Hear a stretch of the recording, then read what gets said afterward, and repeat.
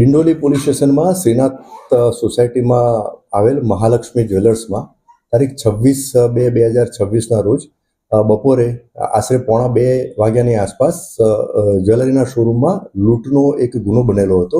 જે અનુસંધાને ડિંડોલી પોલીસ સ્ટેશનમાં એક અનડિટેક ક્રિમિનલ કેસ રજીસ્ટર કરવામાં આવેલો હતો.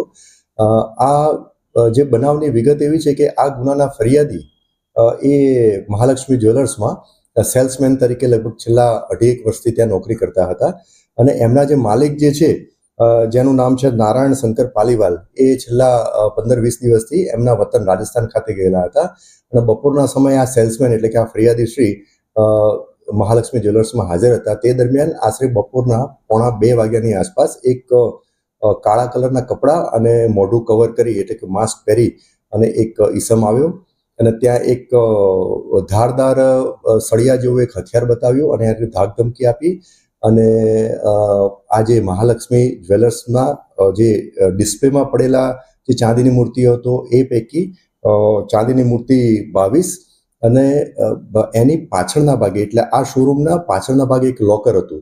એ લોકર જે તે વખતે ખુલ્લું હતું, એમાં ચાવી લગાવેલી હતી કારણ કે આ ડિસ્પ્લેના જે દાગીનાઓ હતા એ બધા ચેન્જ કરવાના હતા.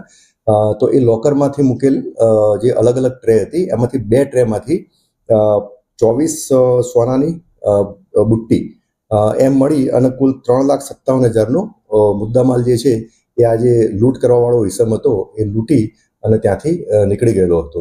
જે તે વખતે ગુનો અનડિટેક હતો. ખરા બપોરે એટલે બપોરના સમયે આ બનાવ બનેલો હતો. ભર બજારમાં આ બનાવ બનેલો હતો એટલે ગુનાની ગંભીરતા લઈ અને સુરત ક્રાઇમ બ્રાન્ચની ટીમ અને ડિંડોલી પોલીસ સ્ટેશનની સ્થાનિક પોલીસ સ્ટેશનની ટીમ એકબીજાના સંકલનમાં રહી અને ગુનો ડિટેક્ટ કરવા, આરોપી શોધી કાઢવા અને મુદ્દામાલ રિકવર કરવા માટે અલગ અલગ ટીમો બનાવી અને એમને કામ સોંપણી કરવામાં આવેલી હતી. સ્થાનિક પોલીસ દ્વારા લગભગ 70થી 80 અલગ અલગ રૂટ ઉપર સીસીટીવી કેમેરા ચેક કરવામાં આવેલા હતા. જે જૂના બાતમીદારો અને આ લૂંટનામાં અગાઉ જે આ પ્રકારના મોડસ ઓપરેન્ડીમાં સંડોવાયેલા આરોપીઓ છે એને પણ ટ્રેક કરવામાં આવેલા. તો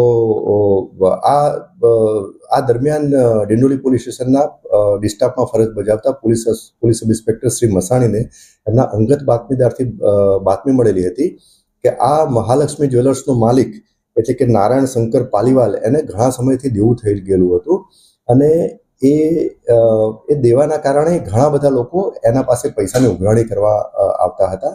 જેથી આ માલિકે જ આખું જે કાવતરું ઘડેલું હતું અને આ કાવતરામાં એના જે ડ્રાઈવર જે આ ગુનાનો જે આરોપી છે કે જેણે લૂંટ કરેલી છે એનું નામ છે જીતેન્દ્ર કુમાર ઉર્ફે કિશોર વગતરામ ડાંગી, એની સાથે મળી અને આખો પ્લાન ઘડેલો હતો.